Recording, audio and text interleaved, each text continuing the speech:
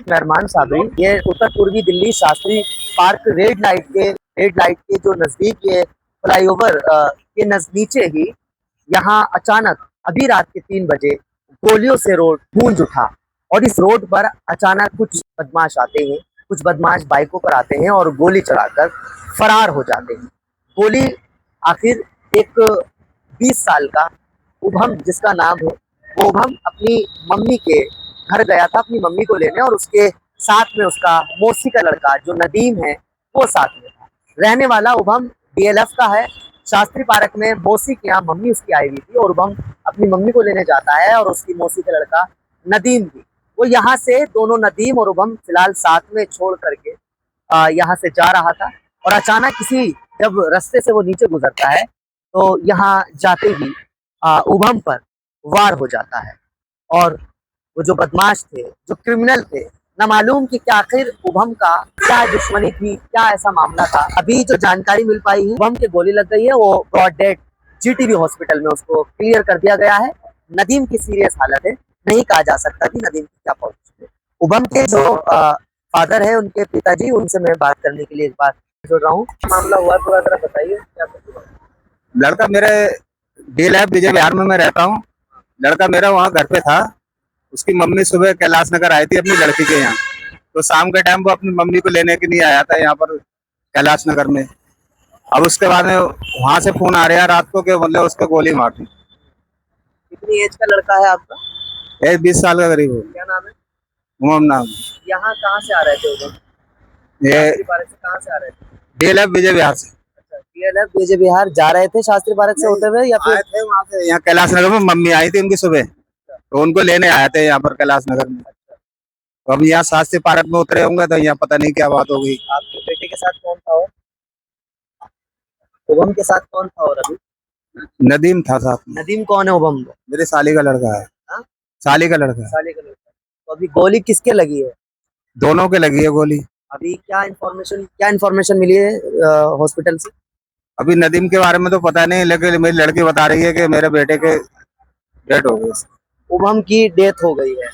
उभम 20 साल का है। हाँ। और नदीम का?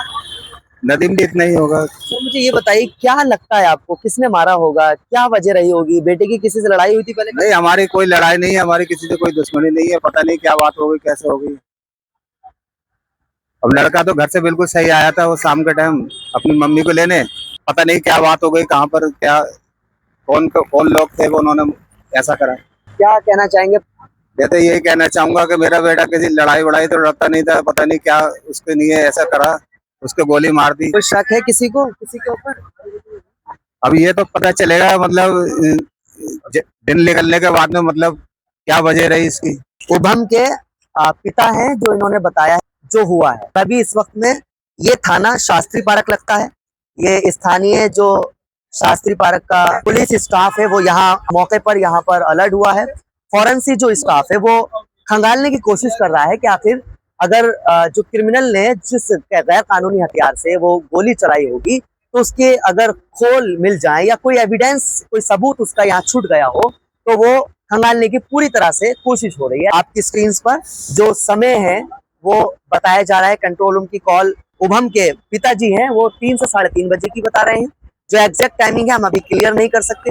पुष्टि जो जीटीबी हॉस्पिटल से हुई है वो उभम की डेथ हो गई है, ये बताया जा रहा है। सवाल ये है, कहाँ से आते हैं वो क्रिमिनल और गैर कानूनी हथियार आते हैं, वो कहाँ से आते हैं, कैसे आते हैं? कभी भी कहीं भी उत्तर पूर्वी जिले में 1 महीना सही से शांत नहीं हो पाता और फिर अगला क्रिमिनल एक्टिविटी है वो अपनी बन जाती है। सीलमपुर थाने की आज ही खबर दिखाई है रात में, रिजवान नाम के शख्स ने फांसी लगा ली और अब एक बंदा चलता हुआ, यानी अब यंग लड़के हो या फिर वो कोई भी, सुरक्षित महसूस अपने आप को नहीं कर सकता। जा रहा था अपनी माता को छोड़ने के लिए डीएलएफ अपने घर, लेकिन उससे पहले ही उसकी मौसी का लड़का उसके साथ नदीम और उभम, जो जैसे इनके पिता ने बताया, वो यहाँ से इसी शास्त्री पार्क फ्लाईओवर के नीचे के रास्ते से जा रहा था और उसका मर्डर कर दिया। नसीब से वो बचा तो नहीं, लेकिन नदीम अभी सीरियस हालत है। ये मैं एक बार दूर से आपको क्राइम सीन दिखाऊंगा। ये क्राइम सीन है, ये इसी जगह पर ये ब्लड है जो नदीम के गोली लगी, या फिर जो ब्रॉड डेड क्लियर हो पाया है उभम, वो ये क्राइम सीन है जो क्राइम इन्वेस्टिगेशन ने जो अपने सिग्नेचर यहाँ किए हैं, जो यहाँ गोला बनाया है।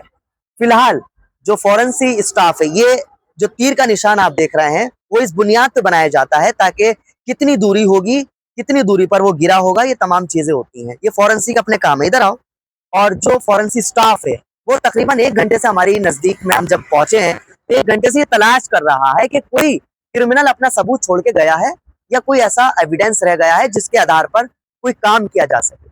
मैं जिला के जो डीसीपी है आशीष मिश्रा और एडिशनल डीसीपी संदीप लांबा और एसीपी विक्रमजीत सिंह और स्थानीय जो एसएचओ महोदय हैं मंजीत तोमर, इन सभी सीनियर अफसर हैं, उनसे गुजारिश और रिक्वेस्ट करूंगा कि ऐसे क्रिमिनलों के खिलाफ सख्त से सख्त कार्रवाई होनी चाहिए और जल्द से जल्द मॉर्निंग हो पहले, उससे पहले सूरज निकले सुबह का, वो क्रिमिनल सलाखों के पीछे तो होगा ही, लेकिन उसके साथ जो कानूनी कार्रवाई हो सके वो होनी चाहिए। आगे की जो इन्वेस्टिगेशन है वो पुलिस क्लियर करके बता पाएगी। मॉर्निंग होते ही उसके घर पहुंचने की भी कोशिश करूंगा। अभी तक के लिए इतना। बहुत बहुत शुक्रिया।